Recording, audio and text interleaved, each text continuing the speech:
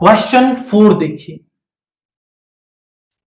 which out of the following type of straight lines will be represented by the system of equations 3x plus 4y is equal to 5, 6x plus 8y is equal to 7?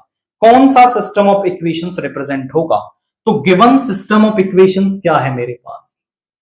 Given system of equations is,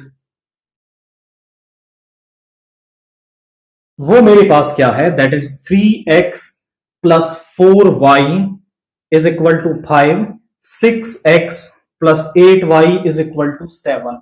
अगर मैं ये कहता हूं कि मेरे पास a1x plus b1y is equal to c1, a2x plus b2y is equal to c2, इस c1 c2 को अगर ये इस तरफ है दोनों तो इस तरफ रखना है, और अगर दोनों इधर हैं तो इधर रखना है, उससे कोई फर्क नहीं पड़ता।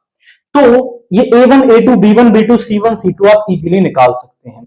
अगर a1 upon a2 is not equal to आता है b1 अपॉन b2, तो लाइंस क्या होती हैं? इंटरसेक्टिंग होती हैं।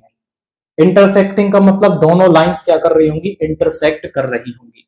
और जो लाइंस जितने पॉइंट्स पे इंटरसेक्ट करती हैं उतने सॉल्यूशन होते हैं। इंटरसेक्टिंग मतलब एक पॉइंट पे कट कर रही हैं, वन सॉल्यूशन, एक सॉल्यूशन होगा, और जिसका सॉल्यूशन मिल जाता है ऐसे सिस्टम को हम क्या कहते हैं? कंसिस्टेंट सिस्टम ऑफ इक्वेशंस कहते हैं। दूसरा ऐसा हो सकता है a1 upon a2 is equal to b1 upon b2 is equal to c1 upon c2। तो इस केस में जो लाइंस है वो क्या होंगी? वो कोइंसिडेंट होंगी। I must say the lines are coincident, मतलब पहली लाइन यहां पे, दूसरी लाइन भी इसी के ऊपर। अब जब लाइंस एक दूसरे के ऊपर है तो वहां पे कितने पॉइंट ऑफ इंटरसेक्शन है? आप बोले वो तो सर हर ही पॉइंट पे इंटरसेक्ट कर रही हैं, मतलब इनफाइनाइट पॉइंट ऑफ इंटरसेक्शन, तो इनफाइनाइट सॉल्यूशन होंगे। एंड इसमें भी हम इसे क्या कहेंगे? कंसिस्टेंट कहेंगे, क्योंकि कम से कम एक सॉल्यूशन मिल जाए तो हम उसे कंसिस्टेंट कह देते हैं। यहां तो इनफाइनाइट मिल रहे हैं तब भी कंसिस्टेंट होगी। और थर्ड केस आता है कि a1 upon a2 is equal to b1 upon b2 is not equal to c1 upon c2। तो ऐसे केस में लाइंस होती हैं पैरेलल, ये पैरेलल हैं। अब पैरेलल हैं तो कभी कट नहीं करेंगी, मतलब कट नहीं करेंगी तो सॉल्यूशन नहीं मिलेगा, सॉल्यूशन नहीं मिलेगा तो उसे आप कहोगे इनकंसिस्टेंट। तो ये तीन केसेस हो सकते हैं। अब जरा हम चेक करते हैं, a1 अपॉन a2 यानी 3 अपॉन 6 कितना आया? 1 अपॉन 2। b1 अपॉन b2 यानी कितना आया? 4, b1 है 4 और b2 है 8 यानी कि 1/2। c1 अपॉन c2 कितना आया?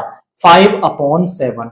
हम कहें कि a1 अपॉन a2 जो है वो इक्वल आ रहा है b1 अपॉन b2 के, और ये इक्वल नहीं है आपका c1 अपॉन c2 के। दैट मीन्स जो लाइंस है वो कैसी है हमारी? यहां पे पैरेलल सिस्टम ऑफ इक्वेशंस हमें यहां पर दे रखा है। दैट मीन्स आप ऑप्शन ए को यहां पर टिक करेंगे। ये तीनों मेथड्स आपके माइंड में होने चाहिए कि किस तरह का रेशो किस सिस्टम ऑफ इक्वेशन में बनता है। केवल इन तीन पर ही आ सकता है, क्योंकि आप 2D में बात कर रहे हैं तो तीन केसेस ही लाइंस के बनते हैं। तो आपको ये माइंड में रहेंगे ना, तो रेशो निकालना कोई टफ टास्क नहीं है। रेशो निकालते ही आप बता दोगे कि जो सिस्टम ऑफ इक्वेशंस दे रखा है वो किस तरीके का सिस्टम ऑफ इक्वेशंस है।